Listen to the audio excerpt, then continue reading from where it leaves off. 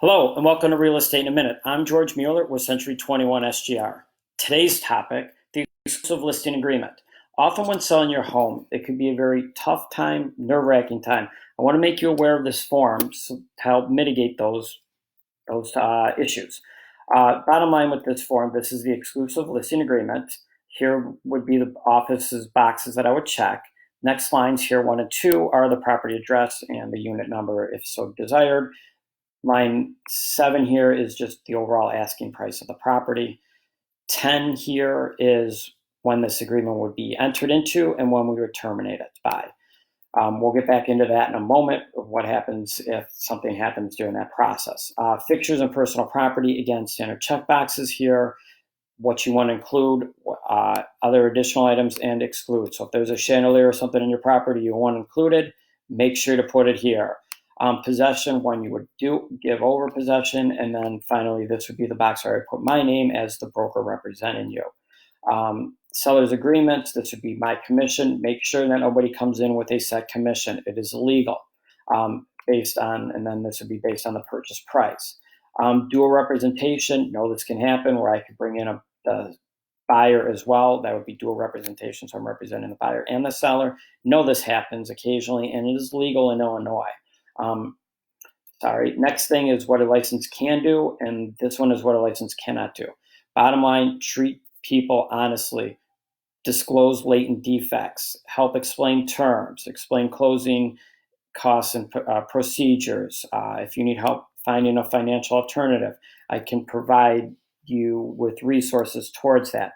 What I cannot do, disclose confidential information, disclose the price a seller or a buyer is willing to take in the end. Next 2 boxes here deal with dual agency again, like I talked about there. Lines 92 through 102 quickly deal with real estate taxes and the exemptions applied on the property. Deals with special assessments if you're an assessment building. Going back up again on line 95, deals with assessments that you currently have, special assessments coming up if applicable, lot sizes and square footage of a condo. Provisions here, there's a few of these. I'll quickly go through them for you. This bottom line, provision 1, I'm going to do the best of my ability to make sure I sell your place, but at the same time, I'm not responsible for the management, maintenance, or upkeep. This number 2 deals with what happens if disputes arise between us, and this deals with where it goes to and the process that goes through. Real estate sellers shall comply with Real Estate Settlement Procedures Acts. Number 4 here, if you're not in a condominium or cooperative, you shall, as a seller, furnish a survey by a licensed land survey dated no more than 6 months prior to closing. So just kind of keep that in mind, have those things in order so that you can quickly move along with the sale. Number 5, seller shall furnish a title insurance policy. 6, this is the hold harmless clause. 7, where applicable, the singular form becomes the plural. 8, this becomes a binding agreement, and this gives me the authority to help sell your home. 10 here, what happens if a dispute arises between a seller and a purchaser? It kind of goes through and explains it in legal terms for you.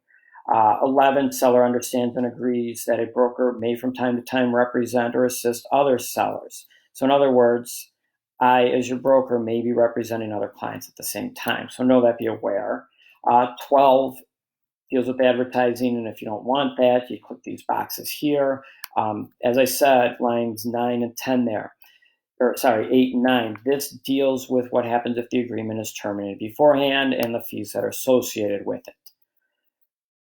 This in the bold here, broker is authorized to accept an earnest money deposit from purchaser if purchaser defaults and seller declares a forfeiture of the earnest money. The earnest money shall be applied first to payment of broker's commission and any expenses incurred, and the balance then paid to the seller.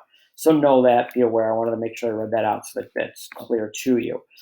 14 deals with protective classes. And again, I want to read some of this because I want to make it clear and make sure that this is serious and you cannot discriminate against people.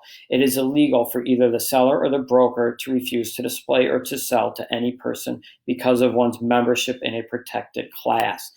Treat people fairly, don't discriminate.